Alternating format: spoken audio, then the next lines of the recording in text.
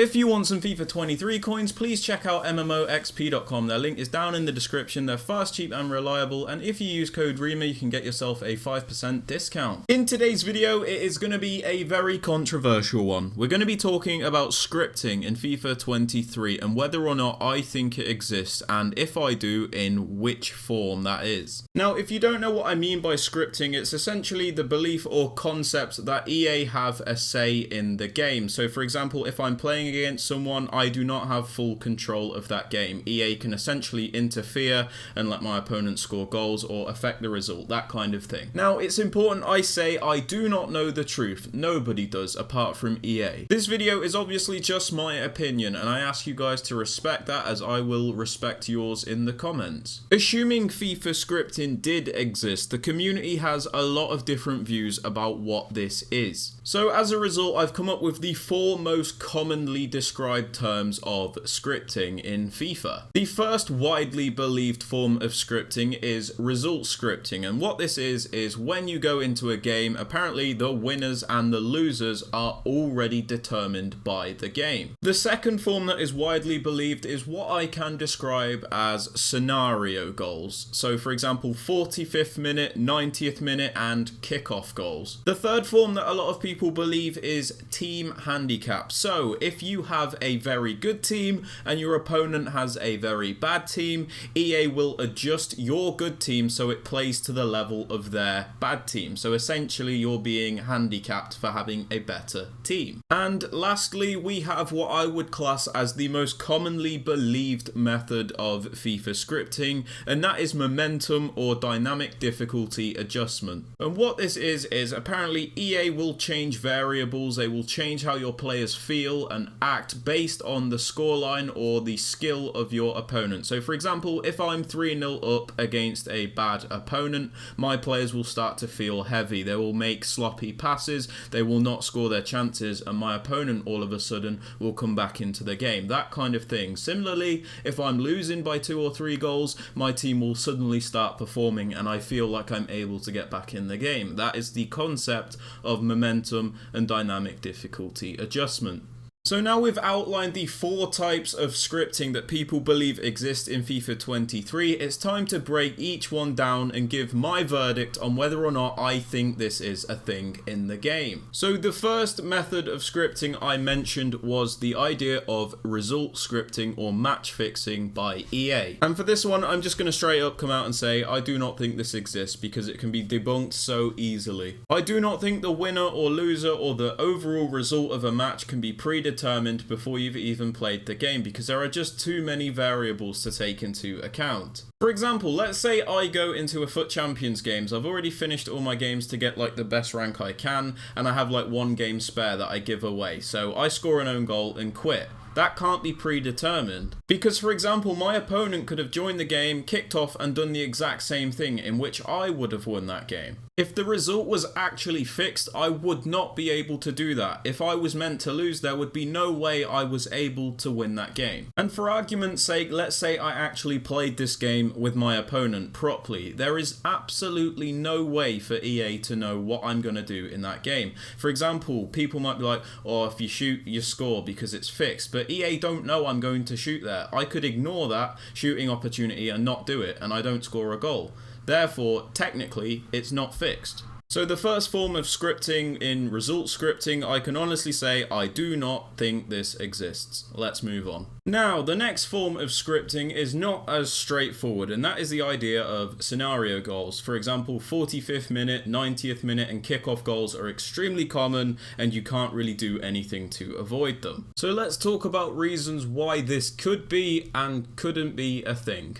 So let's take the perspective that they do not exist just for a moment. EA devs and employees themselves have already come out and said these 90th minute and 45th minute goals are not a thing, or they're at least not scripted to happen in games. So the reasoning they have for saying these do not exist are, for example, the 45th and 90th minutes are the longest in a game. And this, I'm going to be honest, is quite a fair point. You can have added time in the 45th and 90th minutes. So for example, they are actually the longest minutes in the game. A 45th minute can actually be like 4-5 in-game minutes because it includes added time.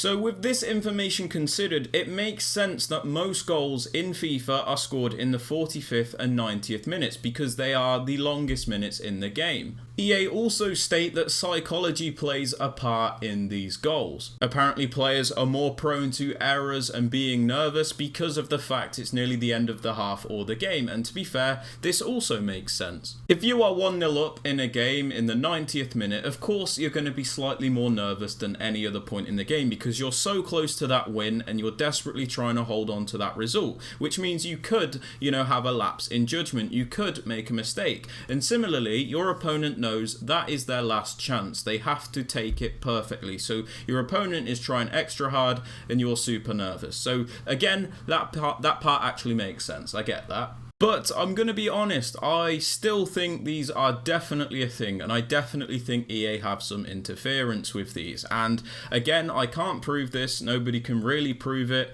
and I'm not accusing EA of definitely doing this, I'm not saying I'm speaking the truth, but honestly, it just feels way too dodgy, especially in those moments in the game. From my experience, the game has a completely different feel when it's approaching halftime or full time and your players stop making passes successfully, your AI turns brain dead, especially when you're defending, and gaps seem to open up a lot of the time. Not to mention shots seem to be way more accurate, there seems to be more dodgy bounces leading to chances, everything just feels a little bit suspect, I can't lie to you. But what I find interesting regarding this is I do not think it matters whether you're winning or losing. I reckon these are definitely a thing. For example, if I'm winning 2-0, I still find the 90th minutes extremely dodgy. Like my opponent might score a stupid goal, or I might go ahead and score a stupid goal to make it 3-0. I don't think it's a result.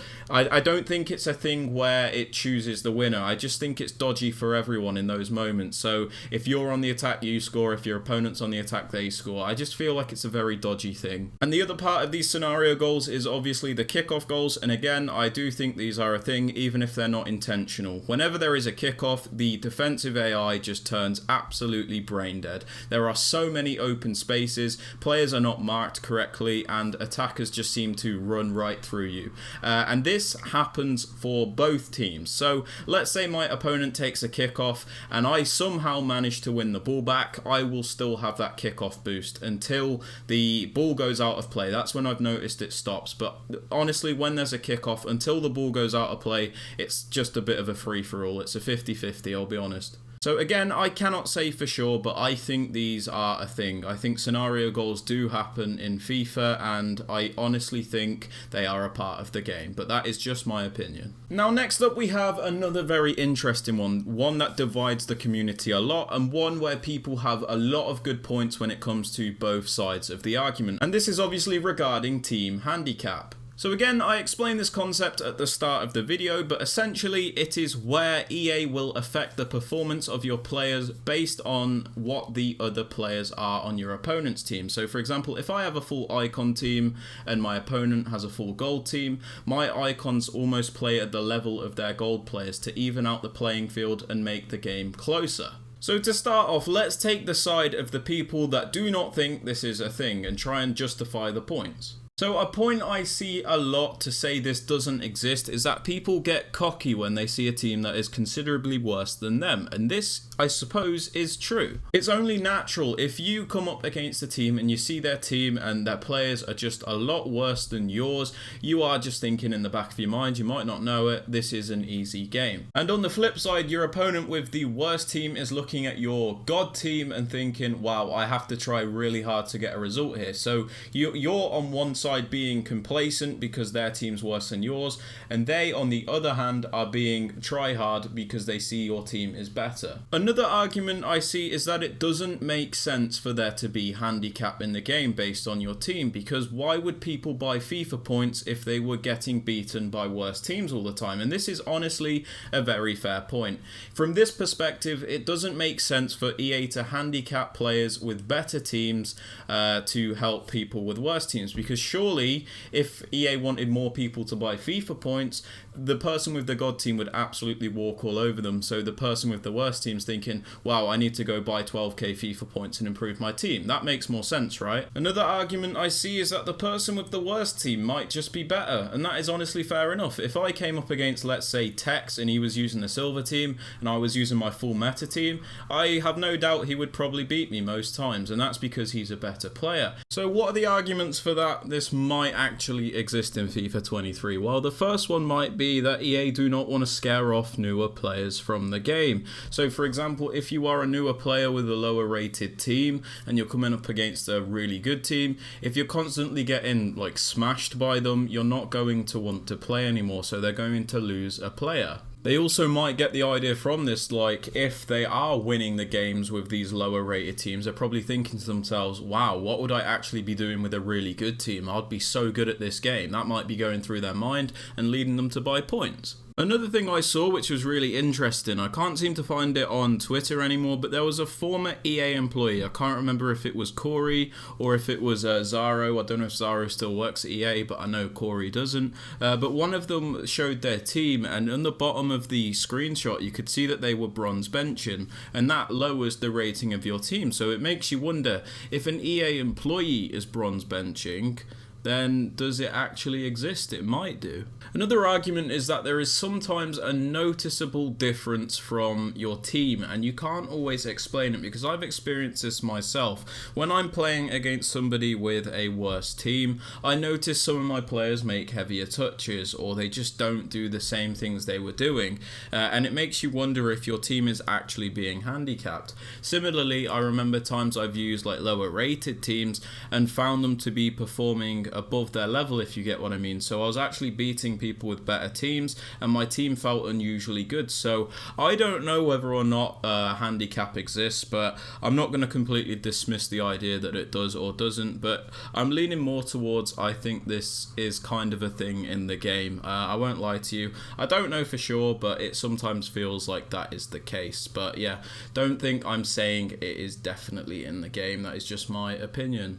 Now lastly, we've got the most popular belief when it comes to scripting in FIFA 23, and that is dynamic difficulty adjustment or momentum. As we briefly touched upon at the start of the video, dynamic difficulty adjustment or momentum is the belief or the concept that EA rig the game in certain scenarios when you are winning or losing, or they give your opponent or you a boost when things aren't going your way. So for example, if I am 2-0 up in a game, all of a sudden my opponent starts getting chances, they start scoring, and my players feel terrible. And the thing with this is there's so many different ways where people experience this. So for example, if you are playing against somebody that's not a very good opponent, your players might not feel terrible as such. You might be creating a lot of chances, but for some reason you cannot score a chance. You are hitting the crossbar, hitting the post, hitting it straight at the keeper. Keeper is somehow making a wonder save. But then there are also times where you can't create chances at all because your players feel absolutely terrible, but maybe you end up getting one shot, you might score it. So it feels like it's different every time you experience what is so-called dynamic difficulty adjustment. Again, I'm not saying it exists or that it doesn't, but this is what people seem to experience regularly.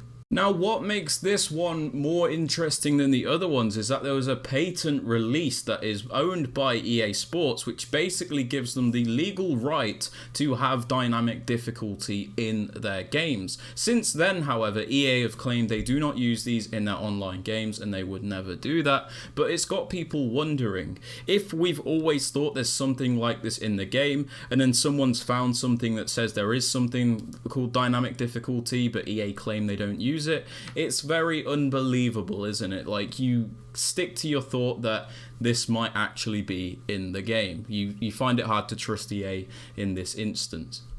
Now, you might find this image difficult to read, but you can just pick bits out of it, and it's basically saying it will look at the user's interaction history, it will configure a difficulty based on their user data, that kind of thing. This is what the patent is. It's basically saying we will analyze what these players are like, we will find out the skill of our users, and we will adjust the difficulty and their experience based upon this.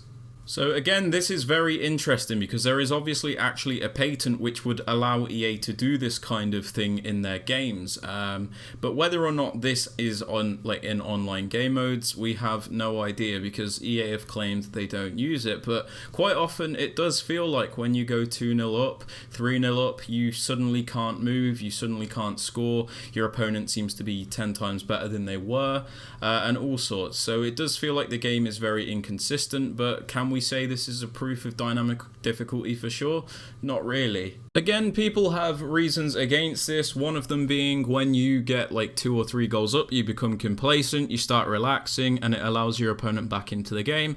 I suppose that's fair enough. Sometimes your opponent will figure out what they're doing wrong and change their tactics or whatever according to the situation, and all of a sudden they're back in the game, so that is another variable that you have to consider. And sometimes RNG is just against you, so luck is against you essentially, and that might be why your opponent is back into the game. But yeah, there is nothing we can say for sure regarding DDA or momentum because we don't know, but all we can look at is the things in front of us.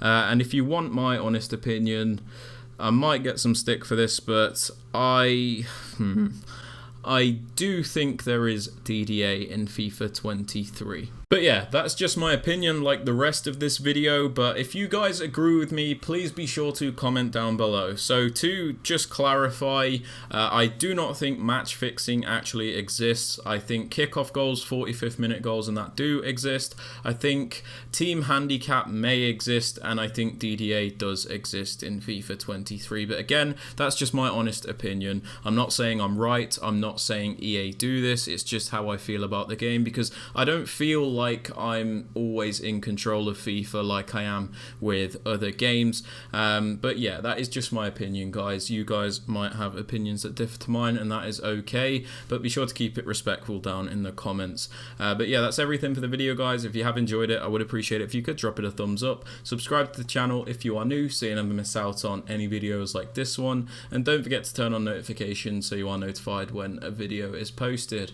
And with all that aside, guys, I hope you have a fantastic rest of your day, and I will catch you all later. Peace.